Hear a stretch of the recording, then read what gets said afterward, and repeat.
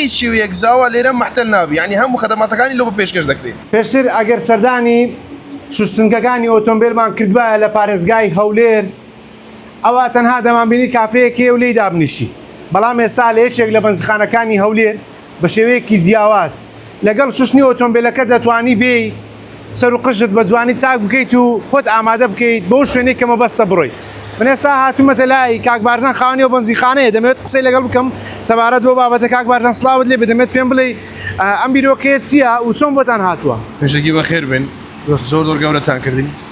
طبعاً سەبارەت بۆ بیرۆکەی کە هەلاق و غەسل و قاوەخانە ئەو شتانە لەگە یەکدانەی ئەو بیرۆکەی خۆمە و هەموو پیاوەک ئەو هەستەی هەیە کە دەستە بەنزخانەی یان دەستە هەلاقەچی حەز لێ سارەکەشی غەسلکە، بە هەمان شێوە بەعەکسەوەش کە دەچیە غەستێکی حەز لێ سەریشت چاکە، چونکە ئەمە بە حوکمیەوەی کە لە ناو ئیش و کەسابەتی داینە لەوانەیە زۆر مەجاڵمان نەبی هەردوو ئیشەکەی لە کاتی جیاوازدا بکەین. لەوانەیە مەسەلەن لە هەفتەی سەعاتێک مەجالی ئەوەمان هەبی کە هەلاقەکەی بکەین و سیارەکەش بشۆین. ئەوجا ئەمن چم کردیە وەکو ئاسانکاریەک ئەوم کردیە کە ئەتو دەتوانی بێ لێرە سیارەت بشۆی و هەلاقش لەوە بکرێت، کەەوە بزانم ئەو شتە هەتا ئێستا لە هەموو عێراق نەکرێە و هیواداریشم ئەمن چاوم لە ڕسق و بزنسی هیچ کەسێکی نییە، هیوادارم ئەو شتە زۆربی لە هەموو غەسلەکان هەلاق دابدرێت، لە هەموو غەسلەکان سێرویس دابدرێت، تایبەت بە پیاوان بە ئافرەتان هیچ کێشە نیە، بەس دابدرێت. یعنی چونکە ئەوە لە بۆ گەشتیاریان کە کەسێک دێت ئێرە گەشتیارە ڕێیەکی دووری بڕیە کە دەبینی لێرە غەسل هەیە هەلاق هەموو شتەکەیە، ئەوە شتێکی زۆر جوانە لە میلەتی ئێمەش.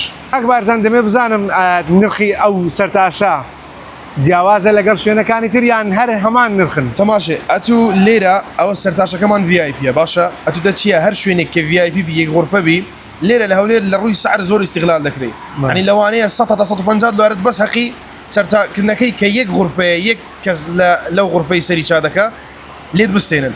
بەڵام ئەمە وەکو سیستەمی احتیادی خۆی، یعنی وەکو سەرتاشەکانی احتیادی خۆی سعرەکانمان دیارە و خەدەماتی سەرتاشی ئێمەش زۆر زیاترە. چی بۆ دەکەن لەو سەرتاشە؟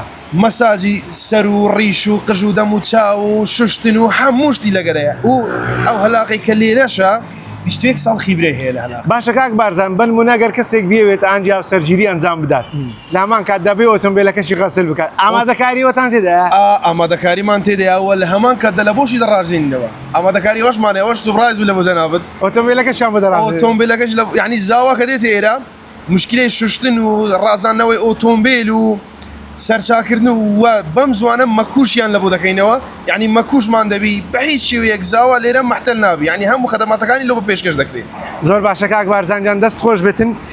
ئەوەی گوێتان لێ بۆ قسەی خاوەنی بەنزیخانەکەی کە ئەو بازەوە دەکات بە شێوازێکی جیاواز لە نێو غەسل و بەنزیخانەکەیان یەکەم جارە سەرتاشێک دادەندرێت لە پارێزگای هەولێر، ئەمەش بە مەبەستی ئەوەی کاوڵاتیان یاخود ئەو پیاوانەی سەردانی سەرتاشخانە دەکەن دانەوێت لێک کاتدا دوو کار بکەن، ئەویش ئۆتۆمبیلەکانیان بشۆن و قژیشیان چاک بکەن، بۆیە ئەو بۆ مەبەستە هەردووچی بۆ هاوڵاتیان کۆ کردێتەوە لە یەک شوێندا.